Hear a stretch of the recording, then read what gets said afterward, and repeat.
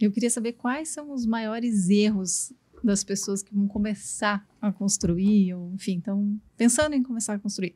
Bom, tem vários, isso aí acho que um podcast só sobre isso aí, sobre erros na hora de contratação, gente. Mas alguns, assim, que eu acho mais relevantes e importantes, por exemplo, deixar de escolher bons profissionais, principalmente na parte de projetos.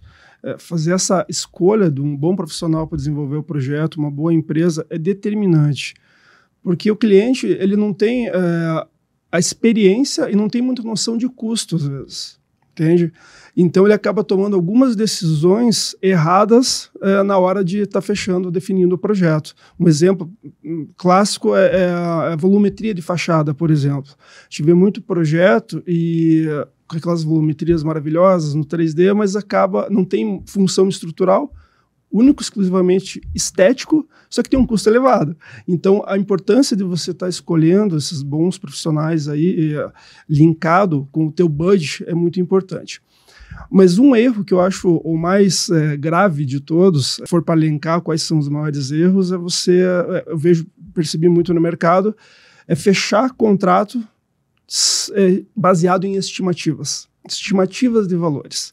É uma exposição muito grande e pode causar problemas enormes, tanto emocionais, financeiros, até divórcio, né, Geraldo? Então, existe essa definição. E você fica exposto também a profissionais, a empresas e prestadores de serviços que eles não definem nenhuma garantia, nem o prazo dessa garantia. Empresas que falam que dão a garantia, mas elas nem conseguem dar essa garantia, entende? Então, resumidamente, eu acho que esses são os erros mais clássicos aí.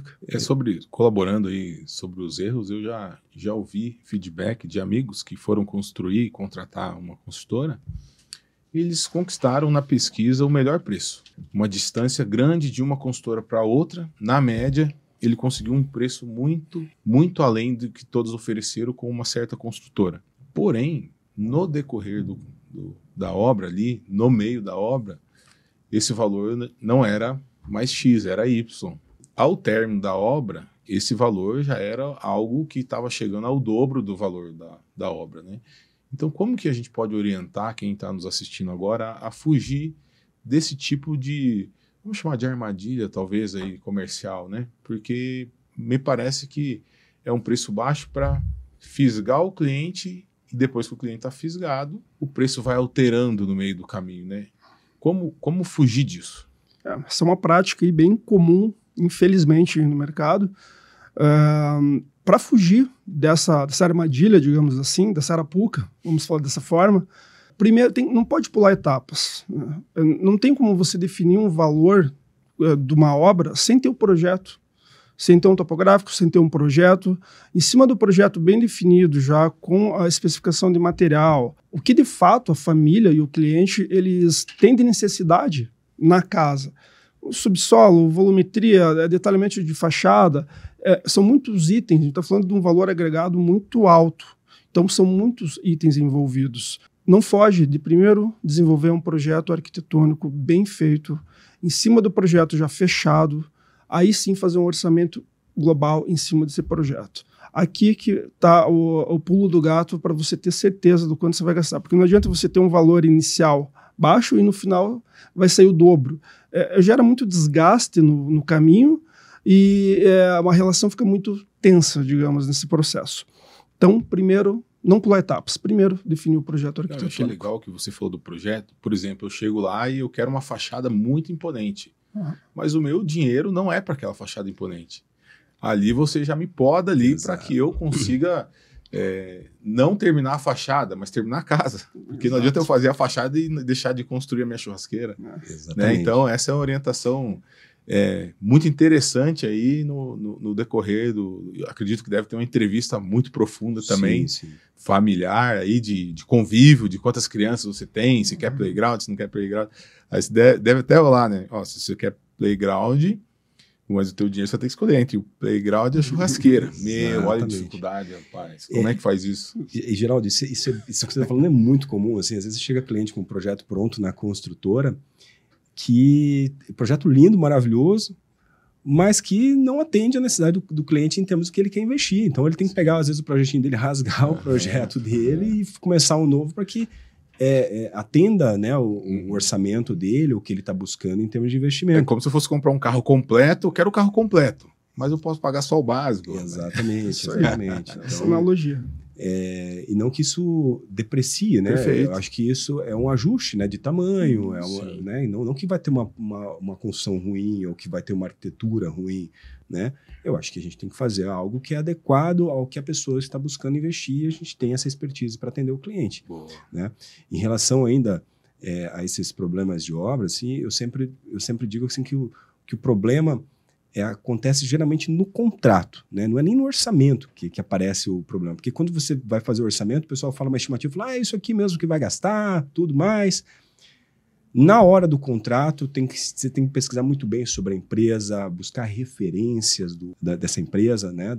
Conversando com clientes, visitando obras. E o contrato tem que estar amarrando o valor, tem que estar amarrando o projeto, tem que estar amarrando o que não está incluso, caso exista, né? Então, essa é a dica aí para que não entre em roubada. Em roubada, né? Até assim, ó, veja, eu quero construir a casa.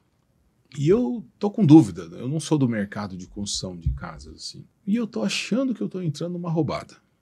Um exemplo, existe uma fonte, algum local que eu possa acessar, até para a gente orientar quem está assistindo essa informação, para que essa pessoa tenha orientação de média, de quanto custa, né, realmente, porque o preço no Batel do metro quadrado é o mesmo preço que é no Boqueirão, que é no Alphaville. O concreto, naquele momento, ele tem o mesmo valor, né? Claro que diferentes padrões, né? Depende do que você vai gastar. Mas o metro quadrado do alto padrão, existe uma fonte onde eu posso, digamos assim, sugerir para quem está assistindo, fazer uma consulta para não entrar numa enrascada, assim?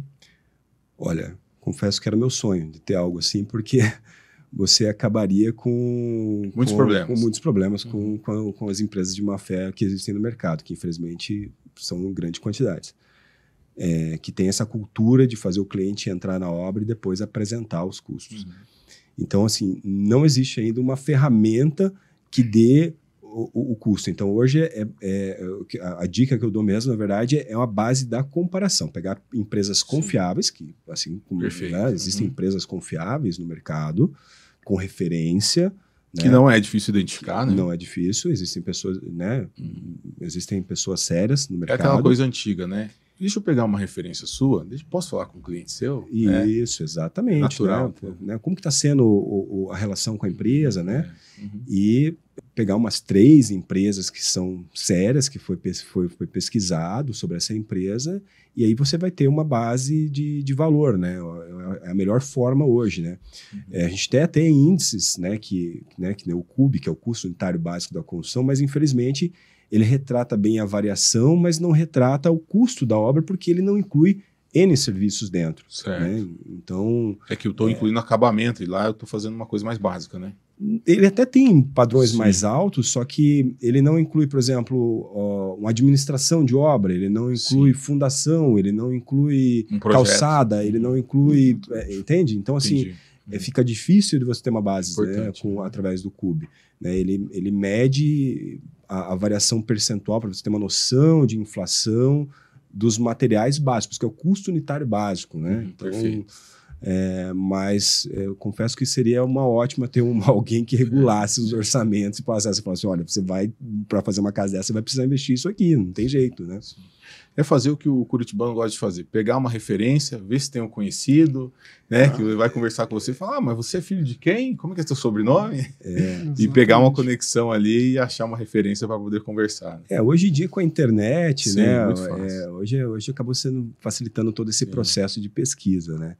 Mas, infelizmente, hoje é comparar empresa com empresa, né? Perfeito.